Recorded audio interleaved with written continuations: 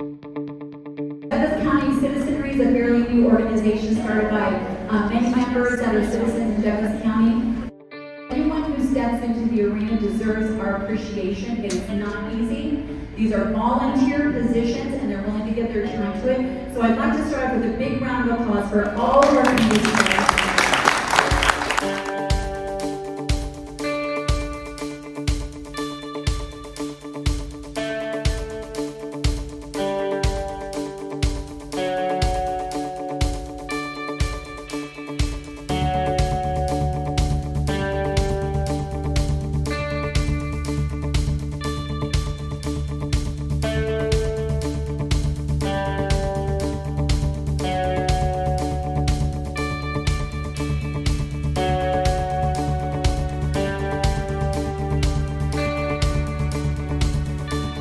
I want to point out one other thing, by the way. Judy is a Douglas County Young Republican who lives here. I'm a Douglas County Young at Heart Republican. I want to thank DCC and all of you and my fellow candidates that are up here. It takes a lot to stand up and get up here on this stage. I want to applaud all of you for being here. It underscores the importance of having informed votes when we vote these people in. We do all have a voice, and that's why there are so many of you in here that are PCPs, that are district captains, and delegates. And if that's something that you have enjoyed, I would just encourage you to get more people to get involved. I am passionate about preserving our liberty and helping to protect our children. Want to know more about me? Google 9 News, Parker Grandma, graduates law school. I believe in regular audits. I want absolute transparency. So Not only would I agree to an audit, I would demand an audit, because an audit protects me. I'm alarmed by what I see as a problem with the Republican hold on Douglas County. To say that there's a divide within our party here in Douglas County, or I'd be putting it mildly. Douglas County's been a PR disaster for the last 2 years. First thing I want to do immediately is find out why are people leaving our party. There's no way that the unaffiliated voters don't see what's going on. And we need to be driving them toward us, not away from us. we either have to raise a lot of money and get the data. I'm working with a few people to see if we can just get the data outright, or we're going to have to go engage these people one at a time, door to door with volunteers, and find out who they are. We have to get out there and talk to unaffiliated voters. There's just no other way in issue 43. We can't go and raise a lot of money and say that that's going to resolve the issue. If we don't actually go out there and knock on doors, it's going to be a travesty. Over the past year or two, DCGOP meetings have frequently broken down into unruly situations where speakers, candidates, district captains, PCPs, and others have been shouted down and demeaned to the point that some had to leave. This occurred with DCGOP Leadership Watching. One of the things I find most appalling about what I've witnessed over the course of the past 2 years is the name calling and the disrespect and the atrocious behavior by what people would suggest are adults. Acting like school-age children. One of the things I've noticed in being at executive committee meetings for the last couple of years is that a lot of times our meetings are not run respectfully. I agree with you that the meetings have been a mess. Last night at our meeting, there was some disrespect between members, and it was hard to see. The key is, do we create a forum for our differences to be aired, right, in a respectful manner? Really, it comes down to civility, respect, and creating an atmosphere of peace. I think mutual respect and remembering why we're here, what we stand for, what the principles are that allowed us to be here today. We want to be heard where we're not just saying what's on our heart, but we know that the other person isn't just looking for rebuttal. Nobody in this room agrees with anybody else in this room 100%, but if we get 80%, we're doing pretty well. Everyone who's elected to office, including everyone up here, should be held accountable for their actions. And on a personal level, I was at the state assembly last year, and I left there feeling very disappointed in our leadership. I felt that if anyone spoke up against them, they were chastised, people were made to laugh at them, there were jokes made about them. Well, it's a tough one when people are willing to think that their voice is more important than another person's voice. he said worse things about Republicans than the Democrats said about us. That's intolerable. That has to change, regardless of who's the chair, that has to change. Everyone who has been to a meeting that I have run has seen a completely different meeting. I will keep running them the way I run them, with order and Robert's Rule of Order. Yeah, we have to run our meetings according to Robert's Rules of Order. How do we really come together to be able to hear each other? And it does go around rules and Robert's Rules of Order. I think all these meetings have Robert's rules here and there. I would observe proper rules of conduct of a meeting. When somebody is recognized to speak, they are supposed to address the chair. So that way, when we're talking about whatever the issue is, you're not making it personal. You're talking about the issue. That's important, and if the meeting gets out of hand, you need to stop it right there and not go on. If you shut someone down, it really means you don't have a good argument. And last night at our meeting, there was disrespect between members, and it was hard to see.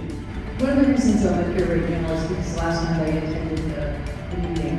And one of the items was a discussion on a censure on a fellow Republican. A Republican who had prepared information to give us relevant information, and who was voting not to be able to speak. And then I make a motion that we postpone it. Two members over here voted against that motion. They wanted to have a discussion last night about a fellow Republican's censure. And the information that had been presented, I know was false. To truly unite, we must be willing to negotiate and work through our differences and disagreements for the greater good of the party. The only way we're going to unify, because we're not ever going to all agree, is for us to all respect each other. It's very important you elect the right people so that we can do this. Can I get a show of hands out there for anybody that has changed their view or opinion because somebody yelled? Anybody? We've turned into this competition about who's the best Republican. And less than 30% Republicans in the state, and we want to throw more Republicans out, I think that's wrong. If you think you are better than another conservative, if you think you are a better human than another conservative, then I implore you to look at yourself. Because we are all made in the image of God. We are all blessed with rights given to us by our Creator. And we need to get back to that before we'll ever start healing any of our differences. I don't like name calling. I'm sick of rhino. I'm sick of radical, as I'm called all the time. I'm tired of all of it. The platform is the litmus test, period. All Republicans should be sticking to the platform. And So if we're persecuting fellow Republicans, are we persuading, are we changing them? It doesn't do any good to argue to our friends and social media. We should never act like we are beyond the power of the people that vote us to do their will.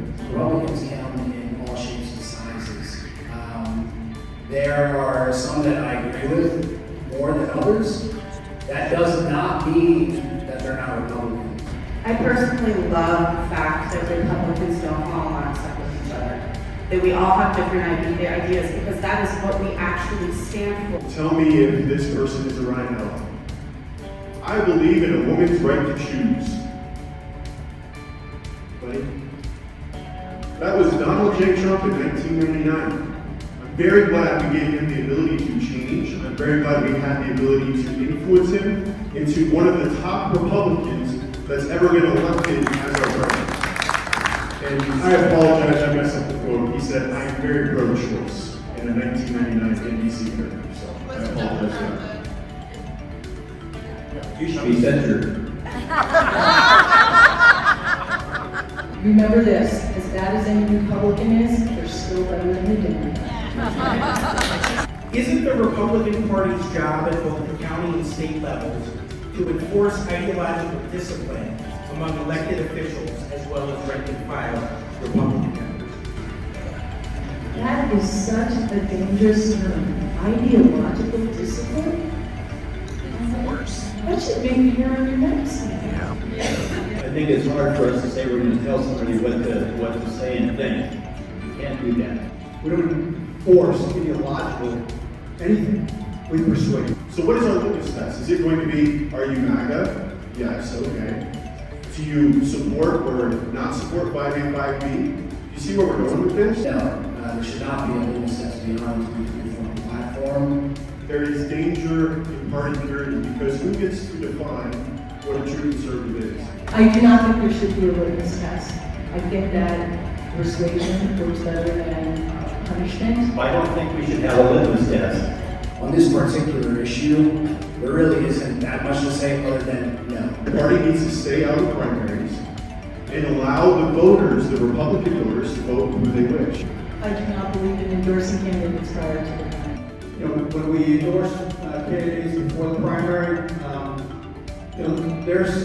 that's probably not the right way to go. It's not something that we get to declare to you who you should support. Currently, being an officer means that I have to follow bylaws as of right now, these bylaws, so I'm going to bylaws. I don't think an official body should sanction anybody before. I don't agree with endorsing candidates before the primary. Nobody should be able to pick winners and losers before the people have a choice. I think there's a divide in this party about what unity means. There's part of us that believe that unity means we have to unite around their beliefs, their processes, and their ideals of what is a Republican. Attitude reflects leadership, Captain. We get the leaders that we deserve. I say we unite around the core beliefs of the 2024 GOP platform. And the leadership that we have gotten is a reflection of what the Colorado GOP is. Do I agree with every single thing that was decided? No, I do not. Do I overall support our leadership? Yes, I do. I've been a supporter of this current leadership, Dave Williams. I don't support the current leadership at the state level, and I would like to see new leadership. There's this question about diverting funds to help your own campaign while you're the party leader. Some of these things just don't sit right with me. As to the particular bylaw, I believe it's moving the percentage up from 60 to 66%, 67, making it more difficult to remove a chairman. I disagree with that. There should always be an ability to remove somebody from power. Am I for disciplining people? No, we're not children. Am I for holding people accountable? Yes, I am. If they're doing a good job, I think they're protected. If they're not doing a good job, then they should be protected. Victory Committee is something that we've done the last couple of cycles. We haven't always done very well. We've been losing and losing and losing and losing for over a decade. Clearly something's not working. It's time to try different ideas. To me, it's going to result in electing more Republicans, and I've not heard that argument. I mean, this is what we're actually here for as a Republican Party, right? Just to win elections. And it didn't work. 14 of 18 endorsed candidates lost. That's atrocious, quite atrocious. Many Republicans as possible should make that decision and not leave it in the hands of a couple of people who may or may not be right. They need to have all of our input, and then we need to make our best decision. There should always be collaboration and cooperation with elected officials as well, right? We aren't tyrants. So if we're persecuting fellow Republicans, are we persuading, are we changing them? It's always fantastic to be able to have questions so that we can bring it back to everyone that wants to know about candidates. If we don't know anything about them, then we're just educating us. The DCGOP shouldn't be privy to these interviews. I oppose any centralization of power. I do not think it will lead to having more Republicans elected. We need to be careful about how we work this committee. I think this committee maybe needs to change a little bit. The last round, we changed it so that all of the executive committee was invited to watch every interview, and 2 people showed up. The executive committee was invited to attend those interviews. I did not know about that, Robin. That's good news to learn about everybody being invited. I'm not sure that everybody here knows that they were invited to watch the Victory Committee. I see a lot of people shaking their heads. So I would suggest that perhaps messaging is a problem. Until we figure out what's truly causing this divide, to have 2 Republicans run against each other to mutual defeat, it doesn't matter what we call it, it doesn't matter what it is. We need to get more people involved, we need to have more transparency, and we have to avoid the disaster we just went through. I am for Victory Committee. Do I think things need to change? Yes, we need to fix the vetting process. We need to make it as transparent as we possibly can without giving it to the Democrats. As long as there are two sides in our divided party that think their candidate is best and are willing to play a game of chicken all the way up until the election and neither one drop out, the victory committee doesn't make a special difference. Well, I learned a little bit about the victory committee just now. We need to do whatever we can to make sure a Republican wins in the school board because we've seen what happens when a Democrat wins. So we better get our act together because our kids can't handle more Democrats in the school board. Well, the fact that we're at 4-3 right now is just crazy in Douglas County. We can't afford to lose any of those seats. I think it was a big mistake for us to get in a ball game with 5A and 5B. I think we should have just stayed away from it because so many people in Douglas County care about their kids, whether they go to charter schools, public schools, whatever. And we need to be done with DEI in school and these are safe. I think it's healthier to have people with different perspectives. I think that if we have groupthink, we're not going to have innovation, and I've seen it at the meetings already. So if people not on the slate win, and people on the slate win, I look forward to working with all of them. I'm not actually ready to get that commitment tonight because we've been running as a group. And sometimes his answers are, it's open-ended and sometimes it's closed. And I didn't know anyone else was running except until a few hours ago. I'm not on a slate. I don't believe in slates. I think all of you need to get to vote for every candidate. Not have 4 people get together and say, I'm doing this, and you get a package of us. That would love to work with anybody up here, anybody who's not up here, regardless of the slate.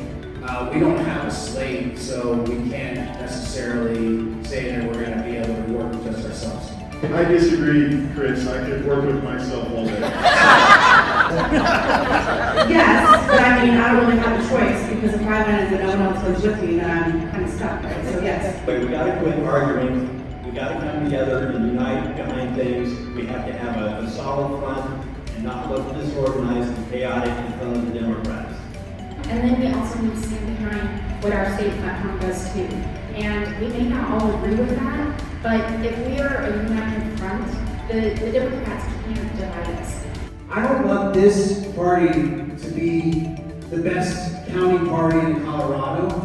I want this party to be the best county party in the nation. Thank you, everybody. We have a round of applause for all of you.